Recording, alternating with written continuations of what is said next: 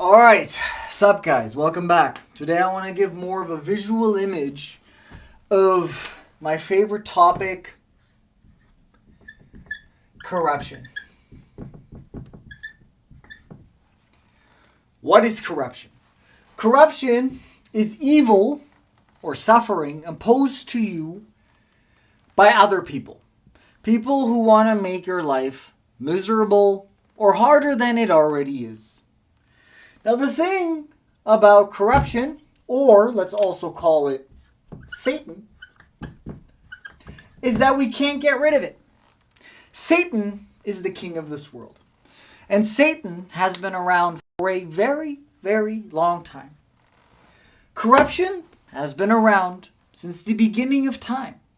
Corruption is something that is inside each of us. It is sin. It is a battle that we face.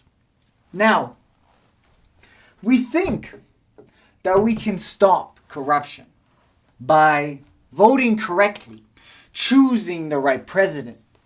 But listen, we've spent enough time on this planet and we have enough evidence and facts that we have proof that no matter what we do, we can't get rid of it.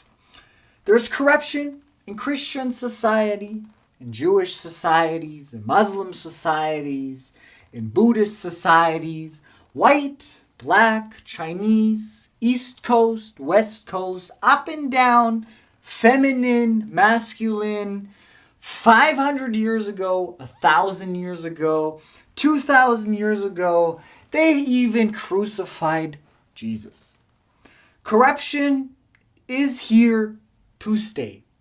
No political party will save us. No king will save us. No president will save us. So, what do we do now? What do we do now? Well, something interesting in the Bible. In Proverbs 22:3, it says, the simpleton, the average person, or the unknowing, moves forward unknowingly and gets punished and suffers the consequences. But the wise man prepares himself and hides. God doesn't say, go destroy corruption. Go fight the tyrant. Go eliminate this evil. Because it's impossible. You can't do it, especially not alone. You might be able to destroy Satan if everyone was united. Now the problem is, we can't unite. Wherever everyone's so unique, too many religions, too many beliefs, everyone hates each other, left against right, man against woman, east against west, it doesn't matter. There's no unity. There might be in certain periods of time and in certain communities, sure, love still exists, unity still exists, but to defeat Satan, we will never be all united. So, thing is, how do we prepare ourselves against corruption so we don't suffer? Well, first of all, independence. You need to separate yourself, in a sense, from the king, the tyrant, and the system. If you are dependent on someone else, they are in control of you. You are now the slave. The borrower is the slave to the lender. Now the system, we can call it the corrupt system, the corrupt money system, the matrix, whatever you want to call it, has made us dependent. So whatever they say, we listen to. That's why you can't voice your true opinion at work or on the news, on the media, because you will get shadow banned, deleted, muted, fired, imprisoned, whatever. Because we are dependent to a job giver or a government or king, we stay in silence. And that's how he rules over us, due to us being dependent. If we were all independent and we said, who are you, king? I don't need you. I don't need your support. I don't need your money. I got my community. I got my own home. I got my own food. I got my own coin. I don't need you. Well, what would the king then do? The king is only a king if he has followers, right? And the more dependent the followers, the more power he has. So the more independent we come, the less we need him, the more power we regain. Now, that's step one. Step two, coin. We don't make a lot of money, and there's a reason for that. We need to be broke so that we are dependent to the king. We need to keep our money. There's another beautiful quote in the Bible. I think it's pretty close to this one. I think it's 22:18, 22:6, and it says, "Those who give to the rich will surely end in poverty." Those who give to the rich will surely end in poverty. Now the thing is, we always complain about the billionaires, right? Now the question is, who is giving the money? It's me and you. We buy on Amazon, we go to McDonald's, we buy Coca-Cola, we drive a Tesla, we consume their products non-stop, dependent. We give them all our money. We make so little money. So little money. The king takes half of it, right? And now we have this change left, and we throw it at monopolies, organizations, things you don't even agree with. You need to understand, money isn't just an exchange of goods. Money is a voting system. If I give you a dollar is also one vote. One vote means I want you to succeed. I vote for you. If we all go to Coca-Cola with our dollars, that means we're all voting for Coca-Cola to succeed. Do you understand? I vote for you, please win. And then these companies like Coca-Cola or whoever you don't like, whatever industry, we blame them, but we're voting for them non-stop. What if we took our vote and we voted for a neighbor, for a community, or brothers, or friends' business? But we don't. We take our vote, the very little votes we have, and we throw them at the same corrupt people, the people that we don't like, the people we call Illuminati, the people we call elites, tyrants, pedos, whatever you want to call them. We are voting for them. And then they cause destruction upon us, and we call them evil. But in a sense, we are funding our own demise. We are paying for our own suffering. And the crazy thing about this is, you don't even get quality in return. If you gave them money and they gave you something that lasts, sure, I get it. Pay for something and you have quality. But what are we getting? We get melted rubber. We get sawdust, super glued together furniture. Our ancestors, they had just these valuable things that was passed down for generations. Now we have nothing. We have junk. We have garbage. Nothing gets passed down. So you're in this cycle of non-stop consumerism, non-stop dependence, and voting for the people who give you junk. Which means you end in poverty and you stay dependent. Which means your vote means nothing, and the king will always rule over you. He will always rule over you. And in a sense, we can't even blame him. We can't blame him because we are voting for him. We are voting for him. Your money is the biggest vote you can ever give anyone. Your money and your work, whatever you produce. Right? So if you disagree with a nation or country, you can also take back what you're giving it. Take it away from the king.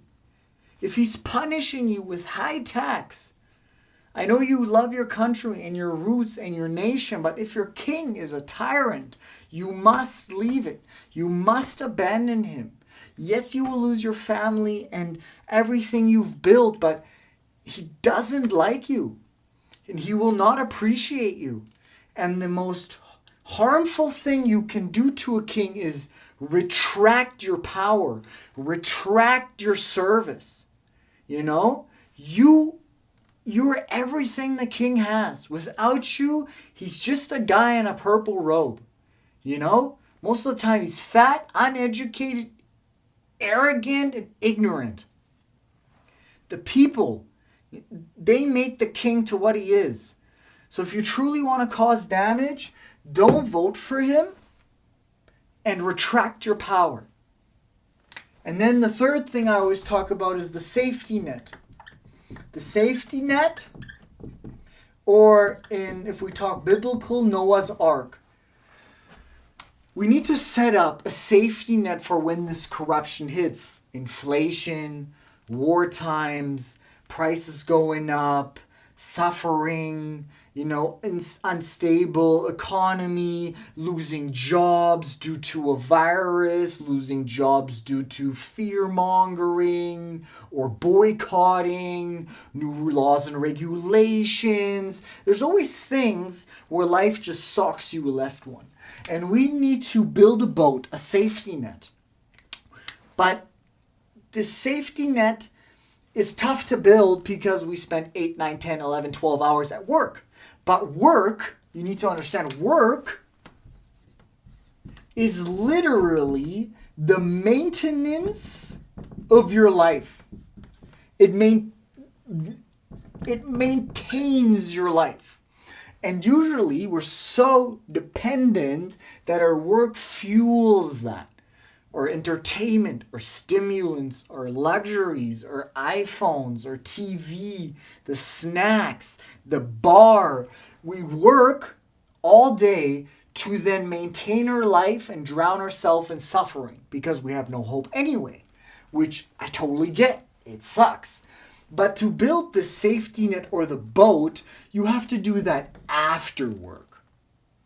You have to put in double the work to prepare against Satan or corruption.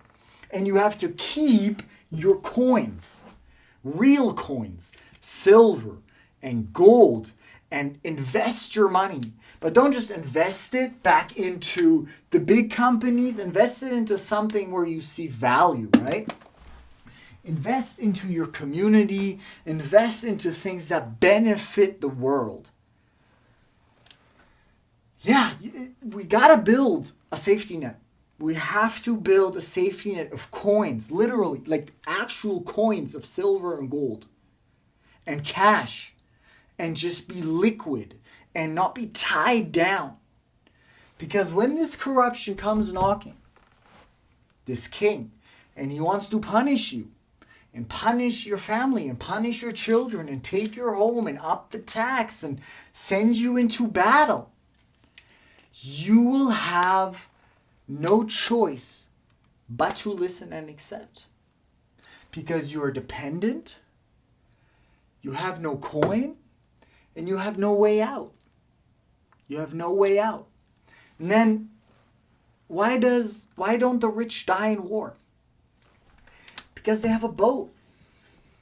They just float away when the flood hits. They float away. They see the flood coming, or they just create the flood. They are the flood. So they sail on top of it. And everyone else drowns. You drown. Your family drowns. Your kids drown. Maybe you're lucky and you're in the golden age of your country. So blessed you be. But others, look down your family tree. Couple generations. And the thing is, I see TikToks where people are like, did my ancestors not leave me anything behind? It's like 2,000 years have gone by. Nobody left me anything behind? Why is that? Why do you have zero possessions? Why is there nothing to pass down? Why is there nothing left?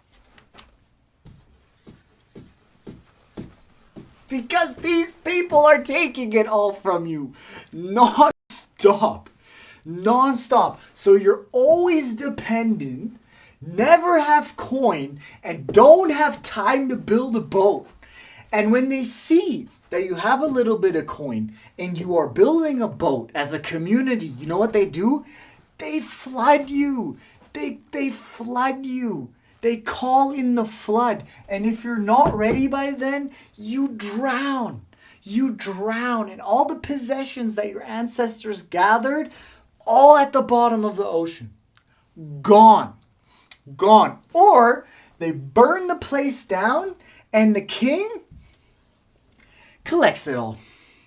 And now it's in a bunker, in a museum, in his pocket, on an island. I don't know. But it's not with you. If you're lucky and you survived. If you're unlucky, you drowned in the flood, burned in the fire. You know, it's like people are always so scared about being thrown into Satan's fire, right? The punishment of being a sinner or having a miserable life or whatever. What makes you say that you aren't already in the lake of fire? You know, if Satan rules over this world and Satan is suffering, and suffering is imposed on your life, and you have no money, no safety net, you're constantly working, you're dependent, and you see no hope and future in your life, you're already in hell. You're already in hell. Like, you're already in hell. You're already in hell. You're already in hell. Like, you're already in hell. And that's literally, that's the goal of Satan, is to keep you burning. You know? It's like, it works great. That's why we're all stuck. But that's why we need to keep our money,